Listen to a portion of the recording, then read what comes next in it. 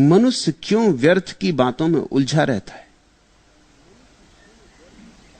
डर के कारण, भय के कारण। भय किस बात का?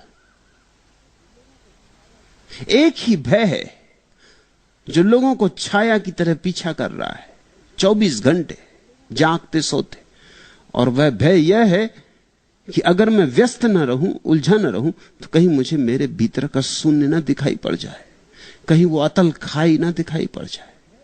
और वो अतल खाई है। तो भय एकदम झूठ भी नहीं, निराधार भी नहीं। अगर तुम बिल्कुल अव्यस्त हो, कोई काम नहीं, तो तुम अचानक अपने भीतर के शून्य का अनुभव करने लगोगे, रिक्तता अनुभव होगी, खाली लगोगे। तुम जल्दी से किसी काम में व्यस्त हो जाओगे, क्योंकि खाली में अहंकार मरता है, गलता है। अहंकारी को तो व्यस्त रहना ही पड़ेगा। व्यस्त रह के ही अहंकारी अपने को मान सकता है कि मैं कुछ हूं। इसलिए लोग बड़े काम करना चाहते हैं, छोटे ही नहीं, बड़े काम करना चाहते हैं। ऐसे काम करना चाहते हैं कि दुनिया भर को पता चल जाए कि मैंने ये किया, कि मैंने वह किया। छोटे मोटे काम में रस नहीं आता। क्यों? क्योंकि छोटे मोटे काम छोटा मोटा अहंकार ही पैदा कर सकते। अब बुहारी लगाओ कि खाना बनाओ, कितना बड़ा अहंकार इसमें से पैदा करोगे। लेकिन प्रधानमंत्री हो जाओ, राष्ट्रपति हो जाओ, तो भारी अहंकार पैदा कर सकते हो कि मैं कुछ विशिष्ट हूं। 60 करोड़ लोगों में मैं कुछ विशिष्ट हूं। तो लोग दौड़ रहे हैं, भाग रहे हैं, ऐसी जगह पहुंच जाना चाहते हैं जहां कुछ विशिष्ट काम में उलझ जाएं, अपने को भर लेना चाहते। मनस्विद कहते हैं कि जो आदमी जितना ही अपने भीतर की शून्यता से घबराया होता है, उतना ही पद लोलुप हो जाता है। भीतर जो लोग हीनता की ग्रंथि से पीड़ित होते हैं, वे लोग पद लोलुप हो जाते। पद की दौड़ हीनता का प्रक्षेपण है। जो व्यक्ति सचमुच ही भीतर हीनता से पीड़ित नहीं होता, वो पद की दौड़ में नहीं होता। उसे करना क्या है? वो जैसा है वैसा परम आनंदित है। उसका आनंद प्रधानमंत्री होने में नहीं है, न बहुत धन इकट्ठा कर लेने में, न बहुत यशस्वी हो जाने में। उसका आनंद तो वो जैसा है वैसे में ही है। इसी को तो कल रज्जब ने कहा, संतोष से दोस्ती करो। संतोष से दोस्ती कौन करेगा? वही कर सकता है जो अपने भीतर के शून्य के साथ राजी होने का साहस रखता हो। और यह बड़े से बड़ा साहस, दुस्साहस है। इस जगत में और कोई साहस इतना बड़ा नहीं कि तुम खाली बैठ जाओ। ध्यान में बैठने से बड़ा कोई साहस नहीं है। तुम थोड़ा सुनोगे तो तुम चौंकोगे, तुम कहोगे इसमें क्या बड़ा साहस। एक आदमी पालथी मार के आंख बंद किए बैठ गया घड़ी भर, इसमें साहस क्या है? साहस तलवार उठाने में नहीं, तलवार उठाने में कुछ साहस नहीं। ये जो घड़ी भर आदमी शांत होकर बैठ गया ना कुछ करने, शून्य होकर, इसमें साहस है। क्यों? क्योंकि यहां जैसे जैसे भीतर उतरेगा, जैसे जैसे कृत्य का जगत छूटेगा, विचार का जगत छूटेगा। क्योंकि विचार भी सूक्ष्म कृत्य है, वो मन का कृत्य है। कभी तुम शरीर का काम करते हो, शरीर के काम से छूटे तो तत्क्षण मन का काम शुरू कर देते, मगर काम जारी रहता है। जब दोनों काम छूट जाते हैं तो फिर क्या बचता है? तुम ही नहीं बचते। इसलिए मैं कहता हूं यह साहस। ध्यान में उतर के पता चलता है कि मैं कभी था ही नहीं। मेरा होना भ्रांति थी, मेरा होना एक सरासर झूठ था, मैं हूं ही नहीं। हिम्मत है इस बात को अनुभव करने की कि मैं हूं ही नहीं। और जो ऐसा जानता है कि मैं हूं ही नहीं, वही जान सकता है कि परमात्मा है। तुम दोनों साथ साथ ना हो सकोगे। प्रेम गली अति सांकरी, तामे दो न समा है। या तो तुम या परमात्मा। तुम मिटोगे तो परमात्मा हो सकेगा। तो वो जो शून्य तुम्हारे भीतर है परमात्मा की ही आभा है, उसका ही चेहरा है, उसके ही रूप रंग का अंग है, उसी निराकार का एक भाव है। तुमने पूछा मनुष्य क्यों व्यर्थ की बातों में उलझा रहता। अब सार्थक बातें रोज रोज खोजो भी कहां से?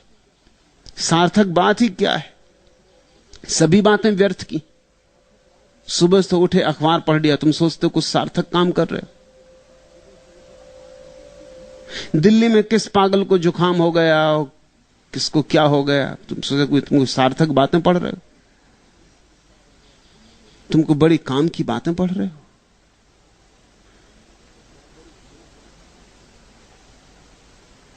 फिर बैठ के पत्नी से कुछ बात कर ली, मोहल्ले की गपशप, फिर चले दफ्तर। तुम सोचते हो वहां को सार्थक काम कर रहे हो। सार्थक क्या है? इस सारे उपद्रव की सार्थकता इतनी ही है कि 2 रोटी मिल जाती। अब ये बड़े मजे की बात है, आदमी से पूछो कि रोटी किस लिए कमाते हो, वो कहते हो जीने के लिए। और उससे पूछो जीते किस लिए, वो कहता रोटी कमाने के लिए। ये कौन सी सार्थकता हुई? जीते इसलिए हैं कि रोटी कमाएं, रोटी इसलिए कमाते हैं कि जीना है। ये तो बड़ा वर्तुल हुआ, विशियस सर्किल हुआ, दुष्ट चक्र हुआ। इसमें सार कहां है? इसलिए जो बहुत बुद्धिमान है उनको ये बात दिखाई पड़नी शुरू हो जाती है कि तो सब असार है। उठे रोज सुबह, चले वही रोटी कमाने, सांझ फिर आके सो गए, सुबह फिर उठे, फिर चले रोटी कमाने। ऐसे ही आते जाते एक दिन समाप्त हो गए। पाया क्या? उपलब्धि क्या थी? हाथ क्या लगा? मृत्यु में जो बच सके वही सार्थक है। यह मेरी सार्थक की परिभाषा है। जिसको तुम मृत्यु में भी अपने साथ ले जा सको वही सार्थक है। और जो मृत्यु में तुम्हारे साथ न जाए, इसी तरफ पड़ा रह जाए, वो सार्थक नहीं। तुम्हारा पद पड़ा रह जाएगा, धन पड़ा रह जाएगा, नाम पड़ा रह जाएगा, मित्र परिजन सब पड़े रह जाएंगे। तुम जब जाने लगोगे अकेले, उस वक्त क्या तुम ले जा सकोगे? तुम्हारा बैंक बैलेंस? क्या ले जा सकोगे? उस वक्त ध्यान ही ले जा सकोगे, बस और कुछ ना ले जा सकोगे। तो ध्यान का अनुभव एकमात्र सार्थक अनुभव है। ये तो बड़ी उपद्रव की बात हुई, उल्टी बात हुई। तुम जो भी करते हो सब व्यर्थ है। वो जो कुछ घड़ियां ना करने में बीतती हैं वही सार्थक है, क्योंकि वही तुम बचा के ले जा सकोगे। मगर उन थोड़ी सी घड़ियों में जो तुम शांत हो जाते हो, कुछ भी नहीं करते, मौत का साक्षात्कार करना होता है। मौत और ध्यान बड़े एक जैसे। ध्यान करने वाला रोज मौत में उतरता है, रोज मरता है, क्योंकि रोज मिट जाता है, भीतर सन्नाटा हो जाता है। खोजने से भी नहीं पाता अपना आपा कि मैं कहां हूं। कोई आत्मा नहीं मिलती, कोई भीतर नहीं मिलता, सिर्फ सन्नाटा मिलता है। सन्नाटा रोज गहन होता जाता है, खाई रोज गहरी होती चली जाती और गिरता चला जाता है, और कहीं जगह नहीं मिलती जहां पैर टेक के खड़ा हो जाऊं। यही तो मृत्यु का अनुभव है। इसलिए जिसने ध्यान में बार बार मर के देख लिया, जब मृत्यु आती है तो वो घबराता नहीं, क्योंकि ये मृत्यु तो वो रोज ही देखता रहा है। इसलिए ध्यानी मृत्यु के क्षण में निश्चिंत भाव से जाता है। ये तो परिचित बात है, ये तो रोज का मामला है। इतना ही नहीं कि परिचित है, इतना ही नहीं कि रोज की जानी हुई बात है, यह भी उसका अनुभव है कि जितना गहरा इस शून्य में उतरो उतने ही आनंद का आविर्भाव होता है। इसलिए वो मृत्यु का स्वागत करता, अंगीकार करता, उसे आलिंगन करता है, अतिथि की तरह, मेहमान की तरह द्वार खोलता है कि आओ, बहुत प्रतीक्षा की है तुम्हारी। और जो व्यक्ति मृत्यु को स्वागत से अंगीकार कर लेता है, वो मरेगा कैसे? वो मर कैसे सकता है? अब मैं तुमसे एक विरोधाभास कहना चाहता हूं। जो मरने को तैयार है, जो ध्यान में मरने को तैयार है, उसकी मृत्यु कभी नहीं होती। वह अमृत का धनी हो जाता है। लेकिन आदमी व्यर्थ की बातों में उलझा है। न हो बाहर तो खुद ईजाद कर लेता है। खड़ी कर लेता है, झगड़े झांसे कर लेता है, उलझा लेता अपने को। तुम जरा ख्याल करो, तुम्हारे जितने झगड़े झांसे हैं अगर सब हल हो जाएं, तुम्हारे व्यवसाय में जितनी चिंताएं हैं अगर सब हल हो जाएं, अगर मैं एक जादू का डंडा उठाऊं और तुम्हारे सिर के पास फिराऊं, कहूं तुम्हारी सारी चिंताएं समाप्त, तुम मुझे माफ करोगे? तुम मुझे कभी माफ नहीं करोगे। तुम एकदम आंख खोल के कहोगे अब मैं करूं क्या, सब झगड़े जहां से समाप्त, अब मैं करूं क्या, अब करने को कुछ भी नहीं बचा। तुम मांगोगे, हाथ जोड़ के गिड़गिड़ाओगे कि मेरी चिंताएं मुझे वापस दो, मेरी समस्याएं मुझे वापस दो। उलझा तो रहता था, लगा तो रहता था। याद की रह गुजर, याद की राह गुजर, जिस पे इसी सूरज से मुद्दतें बीत गई हैं तुम्हें चलते चलते, खत्म हो जाए जो 2-4 कदम और चलो, मोड़ पड़ता है जहां दस्ते फरामोशी का, जिससे आगे ना कोई मैं हूं न कोई तुम हो। सांस थामे हैं निगाहें कि न जाने किस दम तुम पलट आओ, गुजर जाओ या मुड़कर देखो। गरचे वाकिफ हैं निगाहें कि यह सब धोखा है, गर कहीं तुमसे हम आगोश हुई फिर से नजर, फूट निकलेगी वहां और कोई राह गुजर। फिर इसी तरह जहां होगा मुकामिल पैहम, साए जुल्फ का और जुम्ब से बाजू का सफर।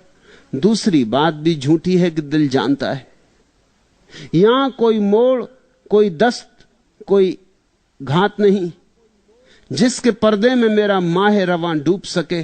तुमसे चलती रहे यह राह यूं ही अच्छा है, तुमने मुड़कर भी ना देखा तो कोई बात नहीं। आदमी कल्पनाएं करता रहता है, कोई मेरे प्रेम में पड़ जाएगा, मैं किसी के प्रेम में पड़ जाऊंगा, आज धन नहीं है कल धन मिल जाएगा, आज पद नहीं है कल पद मिल जाएगा, और फिर सोचता है ना भी मिला तो कोई बात नहीं, मगर उलझा तो रहूंगा, चलता तो रहूंगा, लगा तो रहूंगा, व्यस्त तो रहूंगा। व्यस्तता ऐसे ही है जैसे सागर में डूबते हुए आदमी को तिनके का सहारा पकड़े रहता है। तुम उससे लाख कहो ये तिनका है, ये तुम्हें बचाएगा नहीं, वो कहेगा चुप रहो, बकवास बंद करो। बचाएगा या नहीं बचाएगा ये सवाल नहीं, कम से कम ये भ्रांति तो मन को देता है कि बच रहा हूं।